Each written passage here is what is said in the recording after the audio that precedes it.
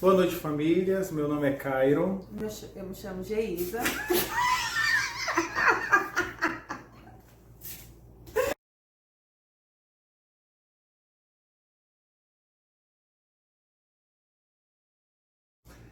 Boa noite, famílias. Meu nome é Cairon. Meu nome é Geisa. Nós somos coordenadores do Projeto Família aqui na Missão de Macapá. E nessa noite nós estamos dando início ao bloco de formação online do Projeto Família.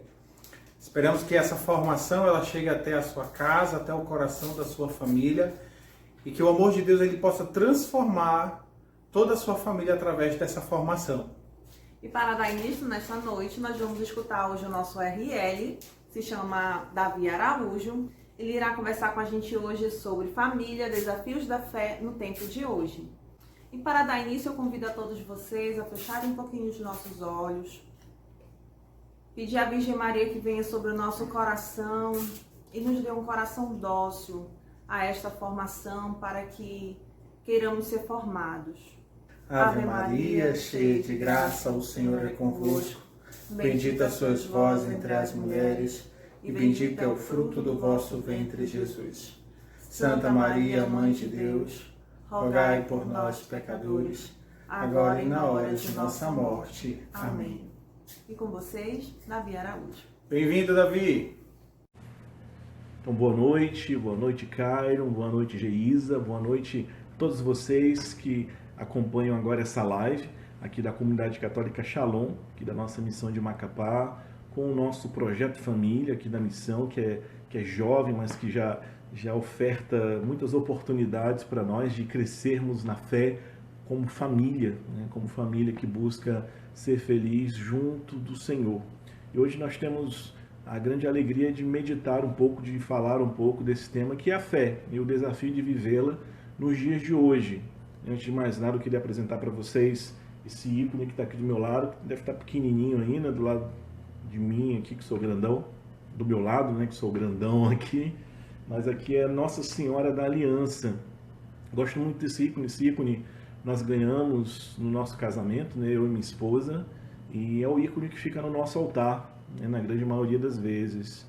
É Nossa Senhora, que ocupa assim, quase que todo o espaço, né, do ícone, ali do centro do ícone, e Jesus no meio, logo abaixo, e do lado, né, Jesus ali ligando o marido e a esposa, né, ele unindo o marido e a esposa. E é esse o modelo de fé e de família que nós temos, né? Talvez você, a maioria daqueles que estão acompanhando essa live agora, e talvez você que não tem esse ideal de família, teve a alegria e a grande graça, né, de estar agora aqui conosco. E eu convido você a permanecer, né, caso você tenha encontrado essa live, tenha ficado curioso e tenha querido ver o que é que vão falar, né, sobre os desafios da fé no mundo de hoje. Fique conosco, né, isso vai durar somente alguns minutos, então vale a pena ficar, né? A proposta aqui é falar livremente, é falar de forma muito tranquila desse tema, sem querer, digamos assim, aprofundar todo o tema, porque ele é muito grande, né? Ele é imenso.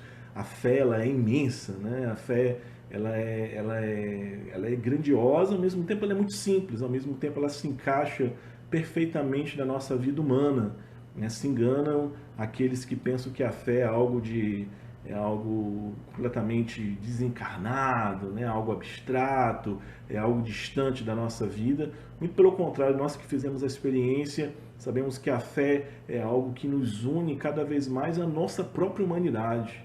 É algo que nos levando àquele que é eterno, nos levando àquele que está além de nós, aquele que é muito maior, perfeito, né? De onde nós viemos, nos apresenta cada vez mais quem nós somos. Então nós somos muito felizes em viver da fé, em viver pela fé, e é um exercício que nós vamos vivendo, que nós vamos fazendo a cada dia. Então se você está aqui nessa noite, se você escolheu ficar aqui esses minutos, é porque talvez você acredita nesse ideal de fé, né? Você olha para a sua família e você deseja, eu quero que a fé seja o centro da nossa casa, né? Eu quero que a fé em Jesus, eu quero que a fé nesse Deus que é amor, que é misericórdia, nessa Páscoa que nós celebramos e que ainda celebramos nesse tempo pascal, eu quero que essa Páscoa seja algo concreto, real na vida da minha família todos os dias, nós precisamos desejar, isso precisa ser um ideal para nós, né?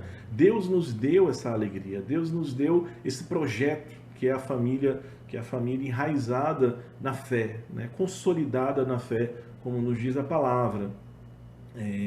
Ali ainda na economia da criação, como nos diz São João Paulo II, na teologia do corpo, né? Ele fala que foi ali na economia da criação que, com a criação da mulher, né? Com a criação de Eva, que a humanidade foi completamente criada, né? Onde a sua imagem e semelhança é expressa pelo significado do corpo do homem, pelo significado do corpo da mulher, e no desejo que um tem de se ofertar ao outro, que o outro tem de acolher o outro. Esse é o grande mistério do sacramento, né? Do sinal que é o casamento, que é a união do homem e da mulher.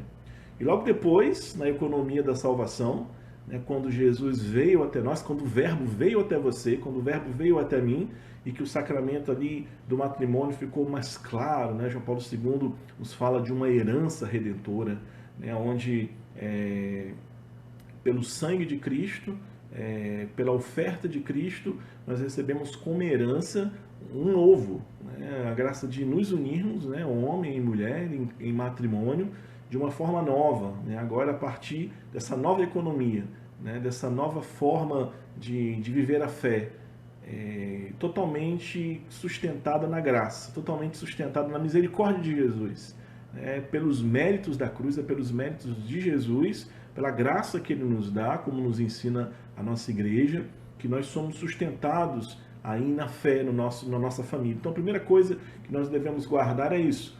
Se nós vivemos de fé, se nós queremos viver da fé, se nós queremos cultivar a fé na nossa casa, eu preciso pedir a graça. Não é pela força do nosso braço, não é pela, né, homem e mulher em matrimônio, de uma forma nova, né? Agora a partir dessa nova economia, né? Dessa nova forma de viver a fé, totalmente sustentada na graça, totalmente sustentada na misericórdia de Jesus, pelos méritos da cruz, pelos méritos de Jesus, pela graça que Ele nos dá, como nos ensina a nossa igreja, que nós somos sustentados aí na fé, na nossa família. Então a primeira coisa que nós devemos guardar é isso.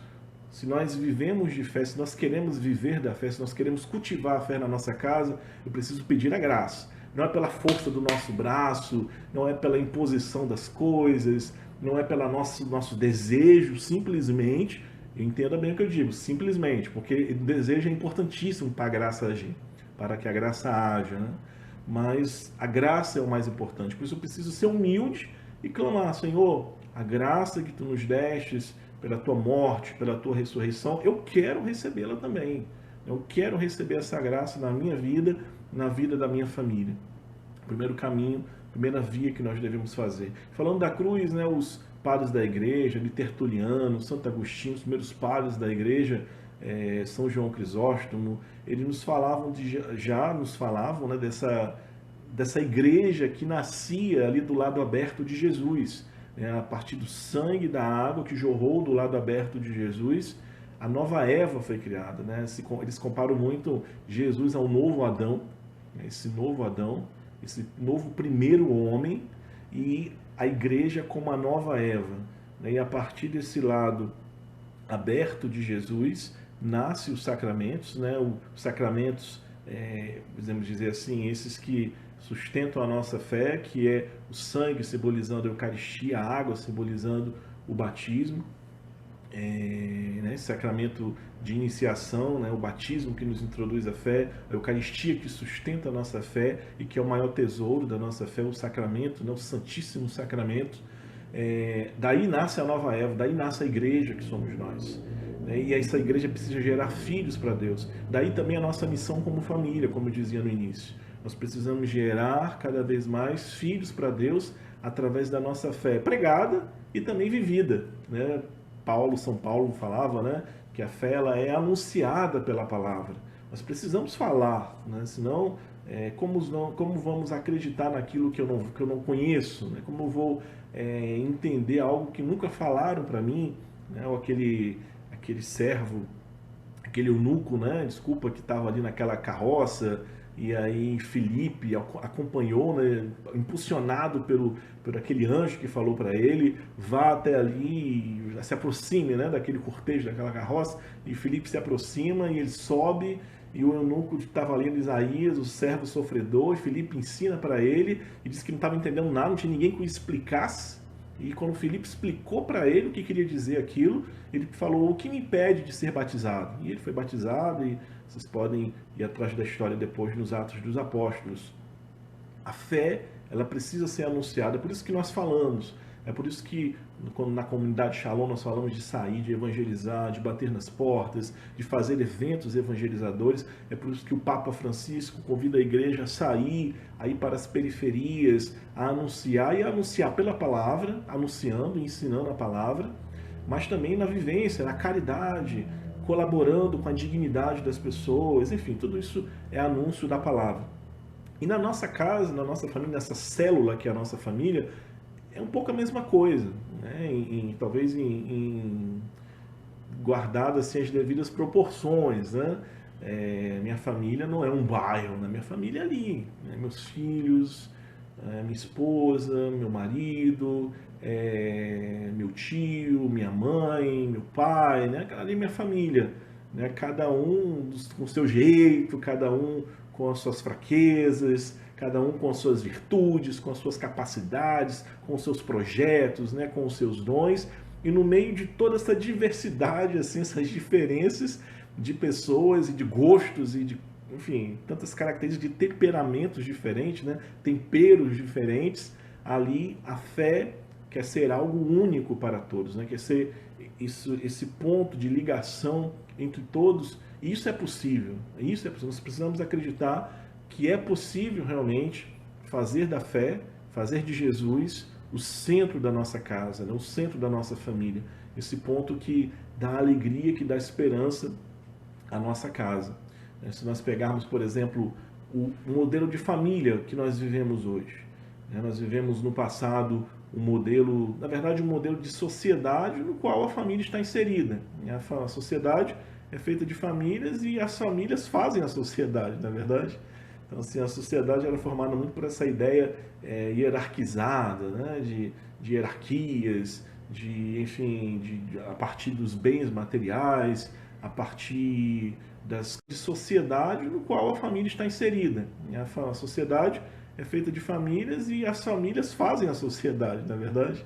Então, assim, a sociedade era formada muito por essa ideia hierarquizada, né? de hierarquias, a partir dos bens materiais, a partir das condições financeiras, a partir das condições intelectuais. Então se tem essa visão de hierarquia. Depois veio essa sociedade igualitária, esse projeto de sermos iguais, né, de termos as mesmas condições. Fomos aprendendo e fomos desejando e querendo viver nessa sociedade igualitária, né? Esse ser igual, todos termos os mesmos direitos, né?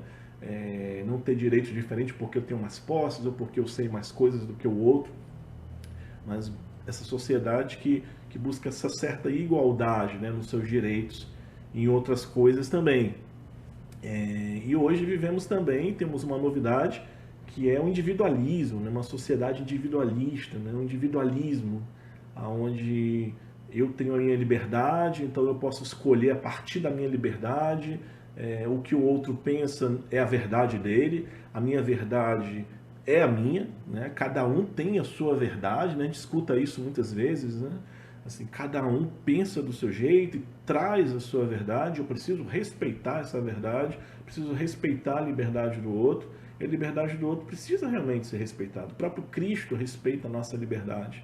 O Cristo não nos impõe nada, mesmo sabendo que aquilo é o melhor para nós, mesmo sabendo que aquilo é maravilhoso para nós, como na palavra, né? Algumas vezes, como aquele jovem rico, ali em Lucas 18, por exemplo, né? Jovem rico que escutou ali, que queria até ser perfeito, e Jesus diz para ele, te falta somente uma coisa, vende tudo que tens, dá aos pobres, depois vem e me segue. Ele não conseguiu, né? Ele foi embora e Jesus olhou ali, ele indo embora, e falou assim: que isso, rapaz, volta aqui, você tem que ficar, não sei o que. Não ficou assim, deixou ele escolher. Ele escolheu ali a via dele, mas existia uma verdade, né? Existia uma verdade que daria sentido para ele. Existia uma verdade que daria alegria plena para ele, ainda ali. Então nós vivemos hoje, e nas nossas famílias também nós provamos um pouco disso tudo, né? As famílias foram sendo, digamos assim, moldadas a partir dessas mudanças sociais que nós fomos vivendo e que nós vamos vivendo a cada dia, né? Com uma certa rapidez até. Então, esses ideais, né? O ideal marxista, o pensamento de Freud, filósofos modernos, tudo isso vai influenciando as famílias hoje, né? Vai influenciando aquilo que os jovens pensam, aquilo que essa geração de 30, 40 anos já pensa, diferente dessa outra geração ali dos 60 para cima, né? Então, vamos encontrando, como eu dizia, diferentes pensamentos dentro da nossa casa. Nós precisamos ter muita paciência nesse sentido. A fé não é transmitida na imposição, né? Mas é sobretudo por atração, como dizia Bento XVI. É por atração que nós formamos novos cristãos, né? Por atração. Não é impondo nada, né? Não é obrigando ninguém, não é causando medo em ninguém, né? Mas é anunciando, né? Dando a palavra, testemunhando e dando àquela pessoa a oportunidade, o espaço para que o Espírito Santo possa agir. Até peguei aqui na Bíblia, né, lembrei dessa passagem, acho que até saiu aqui, é Lucas 6, né, é o Sermão da Planície, né? Lá em Mateus nós temos o Sermão da Montanha e em Lucas nós temos o Sermão da Planície. E no início ali do Sermão da Planície, um pouco antes de começar, ali no versículo 12, Jesus, a palavra diz assim: naquele tempo subiu a uma montanha para orar e passou a noite orando a Deus. Quando se fez dia, chamou os discípulos, escolheu entre eles 12 e os chamou apóstolos. E aí diz o nome dos apóstolos, que nós conhecemos, né? Simão, a quem chamou Pedro, André, seu irmão, Tiago e João, Filipe e Bartolomeu, Mateus e Tomé, Tiago de Alfeu e Simão Zelote, Judas e Tiago, e Judas Iscariote, o traidor. Aí depois começa o sermão aqui da planície, que como o sermão da montanha, digamos assim, é o coração do evangelho.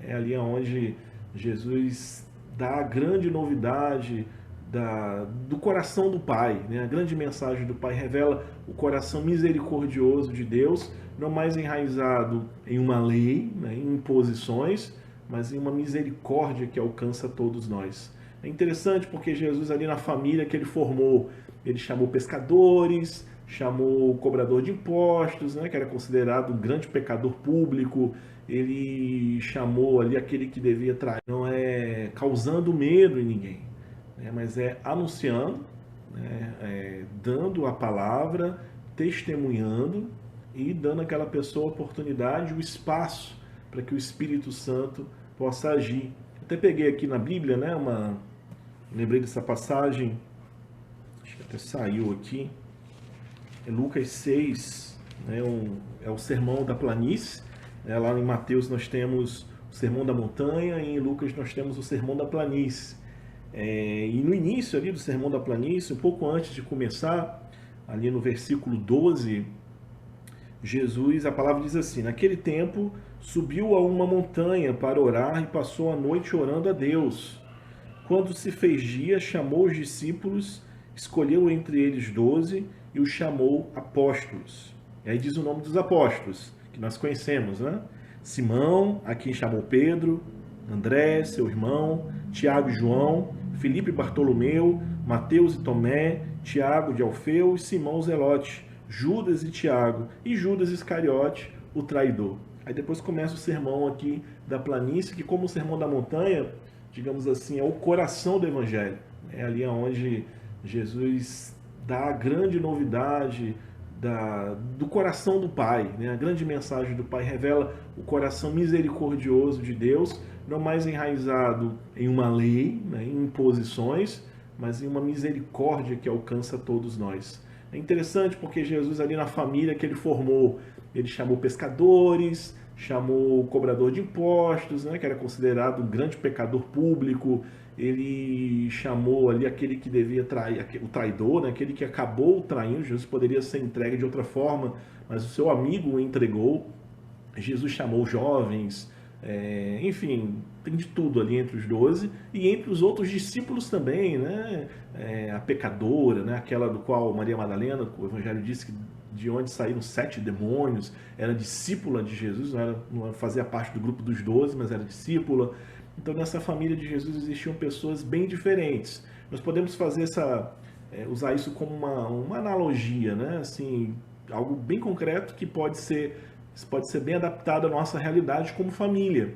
Né? Esses discípulos, esses apóstolos caminhavam com Jesus, tiveram, digamos assim, a oportunidade de ouvir, né, ali, assim, de forma, como eu posso dizer, ao vivo, né? Eles viram ali ao vivo e a cores, Jesus falando, o sermão da planície, o sermão da montanha, alguns deles viram a transfiguração, né?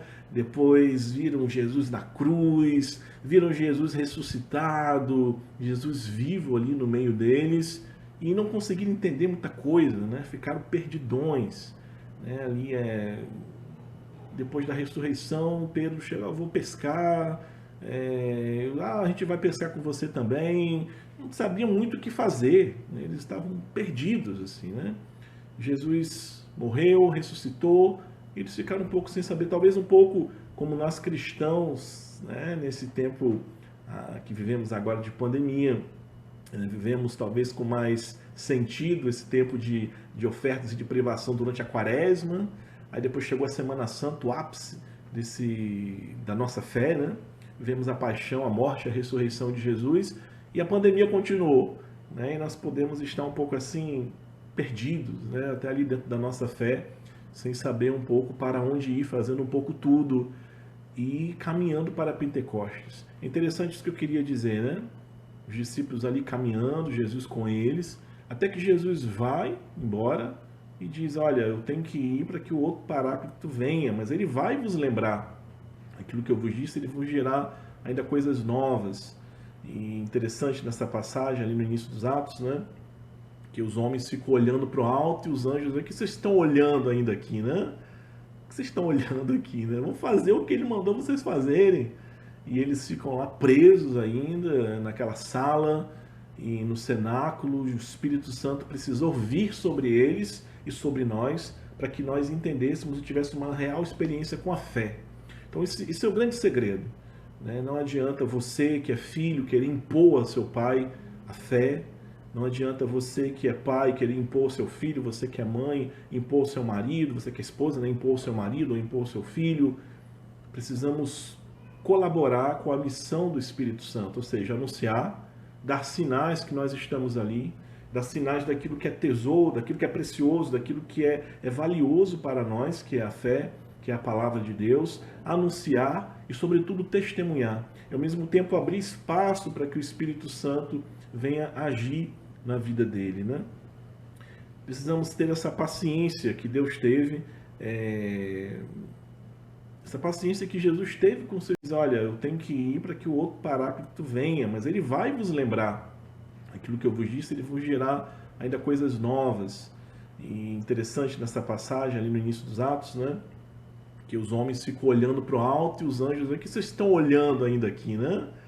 O que vocês estão olhando aqui, né? Vão fazer o que ele mandou vocês fazerem. E eles ficam lá presos ainda naquela sala e no cenáculo. E o Espírito Santo precisou vir sobre eles e sobre nós para que nós entendêssemos e tivéssemos uma real experiência com a fé. Então esse é o grande segredo, né? Não adianta você que é filho querer impor a seu pai a fé. Não adianta você que é pai querer impor o seu filho, você que é mãe impor o seu marido, você que é esposa, né, impor o seu marido ou impor o seu filho. Precisamos colaborar com a missão do Espírito Santo, ou seja, anunciar, dar sinais que nós estamos ali, dar sinais daquilo que é tesouro, daquilo que é precioso, daquilo que é valioso para nós, que é a fé, que é a palavra de Deus, anunciar e, sobretudo, testemunhar. E, ao mesmo tempo, abrir espaço para que o Espírito Santo venha agir na vida dele, né? Precisamos ter essa paciência que Deus teve, essa paciência que Jesus teve com seus discípulos. Nós devemos ter, e que Deus tem conosco, né? Deus tem uma paciência, Ele é incansável na sua misericórdia, é incansável no seu perdão, como disse o Papa Francisco, né? No ano da misericórdia. Não é Deus que se cansa de nos perdoar, nós que nos cansamos de pedir perdão, nós que desistimos da misericórdia de Deus, né? Então nós precisamos ser inteligentes, né, na nossa forma de viver a fé. Me lembro, né, que meu pai, minha mãe pediu para mim ir para missa. Pediu não, mandava eu ir para missa, né, todo domingo. E quando eu chegava, quando eu era criança, né, assim, criança na idade ele já começava a fazer catequese, tinha começado ainda não, mas já ia começar ali por volta dos 8 anos. E aí eu ia para missa e eu tinha que contar para o meu pai quando eu chegasse, sobretudo para minha mãe, né, minha mãe, botar mais na conta da minha mãe, tinha que falar para ela o que o padre disse. Isso funcionava, né? Isso funcionou comigo para que eu ficasse na igreja, que eu ficasse dentro do templo ali, ouvindo o que o padre falava. E isso foi sendo bom para mim, né? Eu fui até gostando de estar ali. Eu não reconhecia que eu gostava, né? Eu não dizia para eles, eu não dava o braço a torcer, né? Que era um pouco prazeroso estar ali, mas dentro de mim eu gostava, né? Era um ambiente agradável. Só que eu não tinha feito um encontro ainda com Deus, né? Eu não tinha vivido o meu encontro com Ele ainda, né? Foi quando eu fui caminhando, fui crescendo, me afastei, depois voltei. É interessante que minha mãe, ela não me mandou fazer a preparação para a crisma, né? Ela não falou, Davi, você tem que fazer preparação para a crisma. Não, ela não me disse, né? Ela me deixou realmente, eu não sei se alguém orientou a ela, ou meu pai, mas ela me deixou escolher o momento. E graças a Deus, Deus colocou a comunidade Shalom no nosso caminho, né? No meu caminho, e eu pude fazer ali esse encontro com Deus, né? Às vezes nós caminhamos muito nas coisas de Deus, mas nós não encontramos a Deus, né? Caminhamos nas coisas de Deus sem encontrá-lo. E isso é o que acontece conosco na nossa casa, o que acontece com os membros da nossa família. Às vezes eles caminham, vão por obrigação para certas coisas, por tradição, porque tomaram esse hábito, né, de viver, de ir para a missa no domingo, naquela hora, de chegar em casa, comprar o almoço, fazer um churrasco, enfim. Né, a missa acaba entrando nesse cotidiano, no final de semana, né, nessa ordem do fim de semana, e eu escuto coisas legais, né, o padre é engraçado, é bacana, não sei o quê, mas falta esse encontro pessoal com Jesus, e que isso cabe a Jesus dar à pessoa, né, assim... nós podemos preparar um seminário de vida no Espírito Santo, um encontro, né, um momento legal, porque tem isso também, né? Hoje em dia, até o Papa Francisco fala na Amoris Laetitia, um documento, né, da igreja que descreveu ali após o sínodo para a família, ele disse, né, que por causa do contexto de hoje em dia, né, do estresse da vida, do ritmo de trabalho, enfim, dos barulhos que nós temos ao nosso redor, fica complicado entrar nesse ambiente onde Deus me fala, onde eu encontro a Deus. Mas nada é impossível porque nós encontramos a Deus. Na agitação da nossa vida, Deus nos revelou quem Ele era. Por isso é importante termos essa paciência, ao mesmo tempo ter essa sabedoria. Saber dar à pessoa, dentro desse caminho de evangelização na minha casa, de vivência da fé, saber dar os tempos necessários, né? Saber que eu não posso, talvez, empurrar para minha família naquela semana, reunir todo mundo e rezar com eles e pegar a palavra e ler. Não, todo mundo tem que ficar aqui. Talvez funcione. Saber que eu não estou sozinho nessa caminhada de vivência da fé na minha casa. Eu tenho a igreja que me dá suporte, eu tenho as comunidades, eu tenho as pastorais que colaboram com a minha missão e com a minha família, como, por exemplo, a comunidade católica Shalom, que providencia, que proporciona, por exemplo, para os jovens, acampamento de jovens, né, onde ali, brincando, fazendo uma atividade, nós temos a oportunidade de falar de Deus, não somente acampamento, mas outras atividades também, onde o jovem é atraído ali, e ali nós temos a oportunidade de anunciar Jesus, seja por palavras, seja pela amizade, seja pela acolhida, assim também como retiros para adultos, retiros para casais. Esses momentos são importantes. Esses momentos são como esses oásis ali no meio das tribulações, no meio das dores da nossa vida, do nosso cotidiano.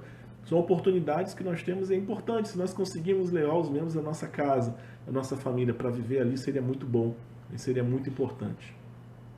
Muito importante nós sermos heróis nesse tempo, né? Os heróis da fé. Não desanimarmos diante dessas ondas ideológicas que vão surgindo, né? Como eu dizia no início, né? Esse individualismo, né? Onde o que importa é o que eu penso, né? O que importa é como eu vejo as coisas, né?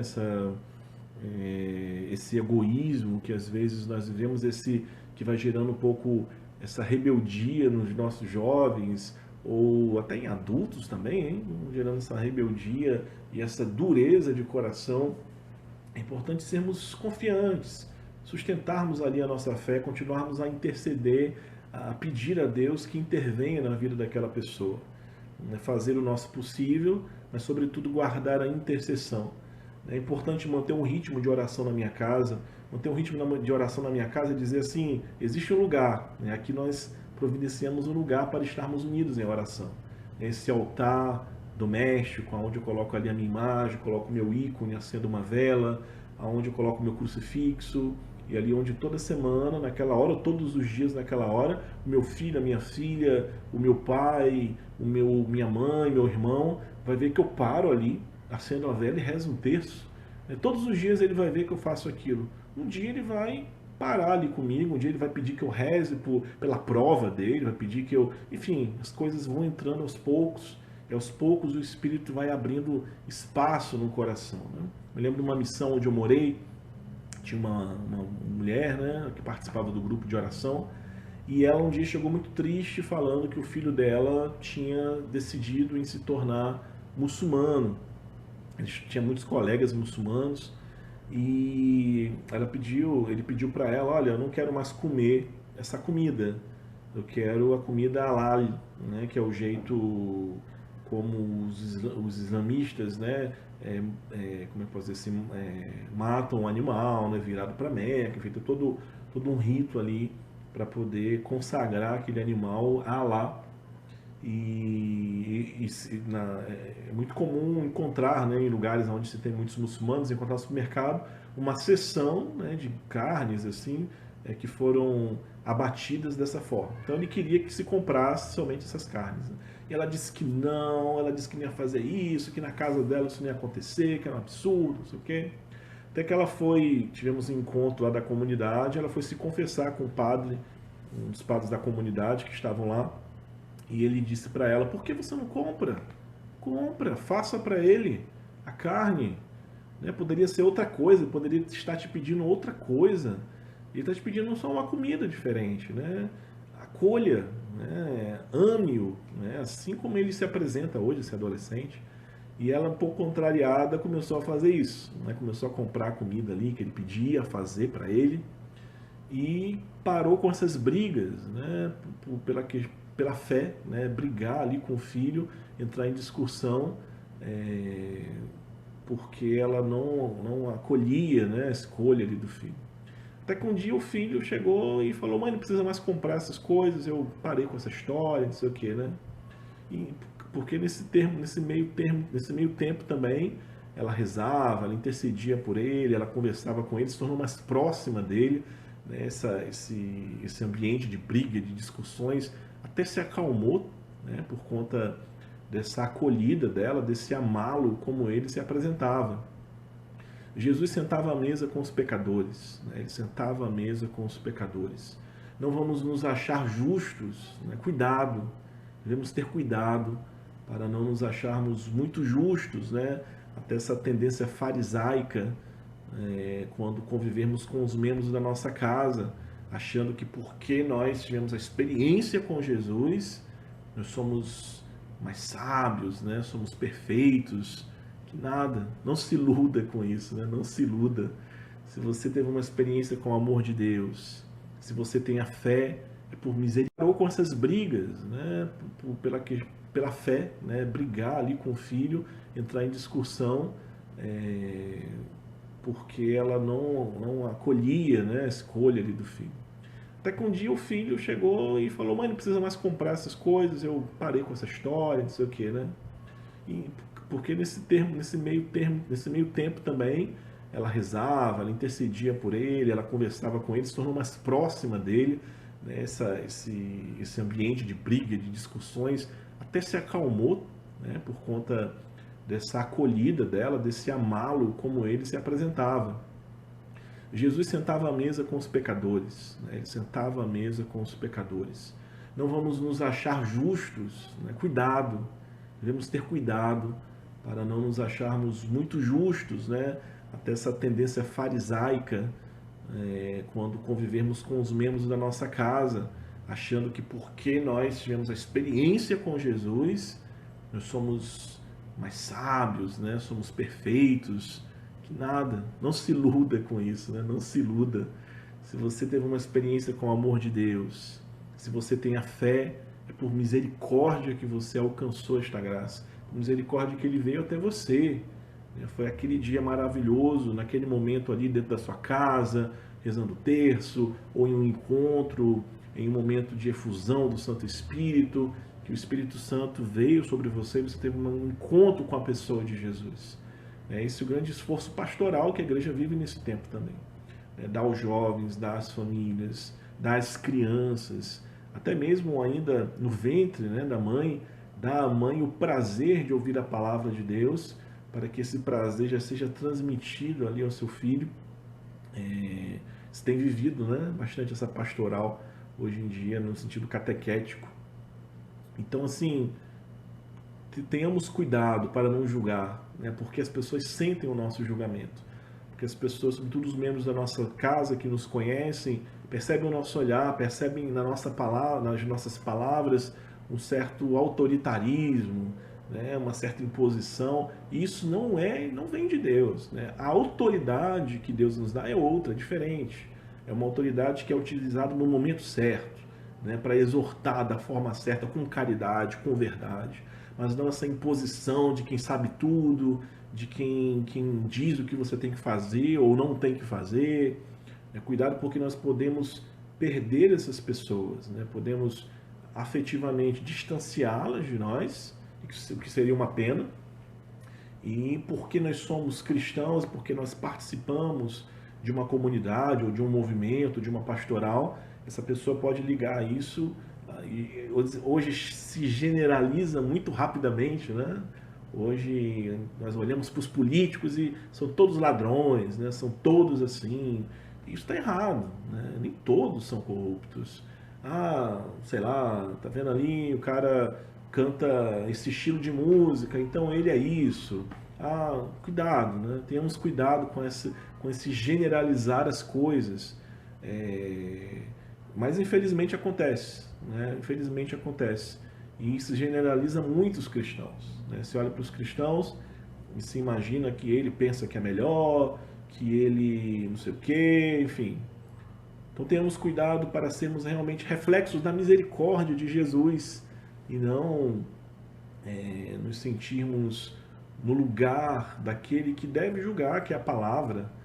É a palavra que nos julgará, né, um dia, que a palavra que nós escutamos e que nós aprendemos, que nos julgará um dia. Então eu deixo para vocês esse recado, né, e essa mensagem. Guardem isso dessa live, né, dessa palavra de hoje. Tenhamos paciência e vivamos a fé ali no nosso cotidiano, né, vivendo e anunciando com o nosso testemunho, ao mesmo tempo tendo paciência com aqueles que Deus colocou na minha vida, gerando filhos para Deus, né, como essa nova Eva que nós somos como igreja, essa nova Eva que nós somos também como família, na nossa igreja doméstica, gerando filhos para Deus dentro de casa, mas pelo nosso testemunho de família, gerar filhos para Deus fora também.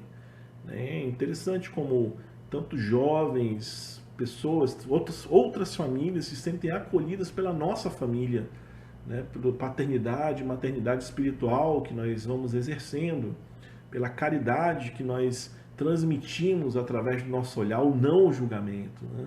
como isso é importante, como isso evangeliza o mundo de hoje. Tá bem, irmãos? E não tenhamos medo das calúnias, não tenhamos medo da perseguição, né?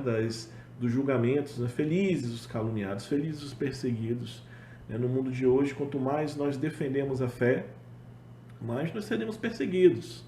Né? Não tenha medo de defender a fé tentando se resguardar. Né? Muito pelo contrário, né? Bem-aventurado aqueles que defendem a fé e que são perseguidos pelo nome de Jesus. Tá bom? Então Deus abençoe a cada um de vocês. Então, famílias, espero que vocês tenham gostado da formação. Davi, muito obrigado pela sua disponibilidade, que sempre nos enriquece como família. E se você ficou com alguma dúvida, você pode deixar aí nos comentários, que aí a gente vai respondendo para vocês. Se você desejar entrar em contato também conosco, vocês podem procurar a gente no WhatsApp, que eu vou deixar o número aí para vocês. E o Projeto Família também tem uma ação chamada Shalom na Minha Casa, tanto em Macapá quanto em Santana. Se você desejar fazer um momento de oração com os irmãos do Projeto Família, o Ministério Shalom na Minha Casa, você entra em contato com eles. Eu vou deixar a arte aí nos stories para vocês verem os contatos. Vocês entram em contato com eles e eles vão agendar um momento online com vocês, uma videochamada, né? Com vocês, para que vocês possam rezar o texto, para que vocês possam fazer um momento de oração juntos, tá certo? Também gostaria de convidar a todos a estarem aqui conosco na semana que vem. O tema da semana que vem será matrimônio e castidade. Vai ser um bate-papo muito legal com a Vânia, que é a esposa do Davi. Então divulguem, chamem outros casais também para tirar dúvidas, né, sobre este tema, que queira saber mais sobre este tema. Semana que vem é uma oportunidade. Shalom! Shalom!